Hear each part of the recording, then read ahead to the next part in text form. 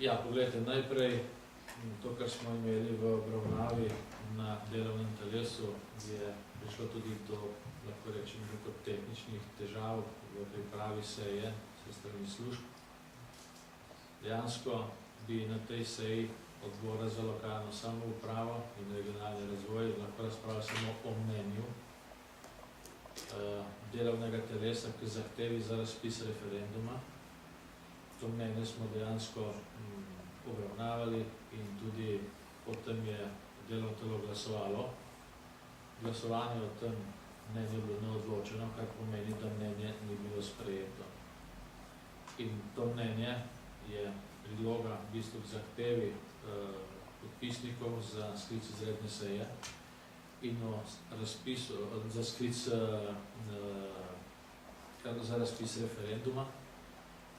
Zdaj izredno se je priloga za dodatno k točki in k zahtevi za razpis referenduma in o tej zahtevi bo potem odločil Državni zbor na tej redni seji. In v primeru, da bo Državni zbor z večino glasov sprejel odločitev, da se referendum razpiše, se potem skliče delovno telo, ki pripravi odlok za razpis referenduma. Potrebno z vprašanji, ki smo jih mi predlagali, ali pa z vprašanji, ki bodo potem sprejeti na delovnem telesu. In ta odlok se potem vrne nazaj v Državni zbor in na njem tudi Državni zbor glasuje. Včeraj na seji odbora je bilo kar nekaj nejasnosti glede tega, ali je aktualni predlog zdaj 13+1 ali 12+1. O čem bo odbor, na podlagi česa, katerega predloga bo odbor pripravil zdaj odlok? Poglejte, najprej bomo sploh glasovali na Državnem zboru o zahtevi poslancev, podpisnikov, ali se bo sploh razpisal referendum. Če ta zahteva ne bo izglasovana, če ne dobila večine, potem je ta postopek naprej zaključen, da ni več. V primeru, pa da bo Državni zbor izglasoval predlog, to se pravi, da bo referendum razpisan, potem pa bo v obravnavi odlok in pa amandmaji, ki bodo ali pa ki so vloženi. In o tem bo tudi delovno telo ponovno odločilo. V primeru, da bo amandmaje sprejelo, bo potem pripravljen dopolnjen predlog odloka za odločen Državni zbor. Lahko se pa zgodi, da bodo predlagatelji tudi amandmaje vložili. Razmišljate, včeraj ste predstavili s poslansko skupino SLS predlog 13+1, razmišljate morda o umiku tega predloga, glede na to, da ga poslanci naslednje podpirajo? Poglejte, zdaj ta predlog je bil pripravljen tudi na osnovi interesov lokalnih okolij te velike osrednje slovenske regije. Ti interesi se tudi še zdaj dodatno oblikujejo in potrjujejo, da je ta predlog pripravljen v skladu s pričakovanji lokalnih okolij v enem in drugem delu osrednje slovenske regije. V primeru, da ne bo dogovora, potem tega predloga tudi v nadaljnji proceduri, v nadaljnjo proceduro ne bomo posredovali.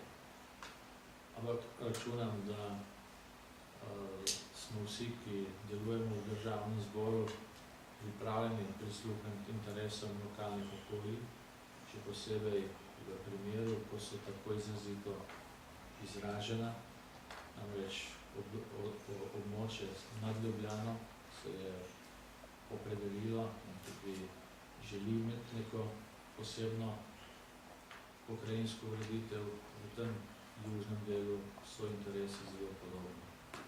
Vendar, če ne bo zadostne podpore, potem tudi tega predloga verjetno nadaljevanja ne ponavljajo.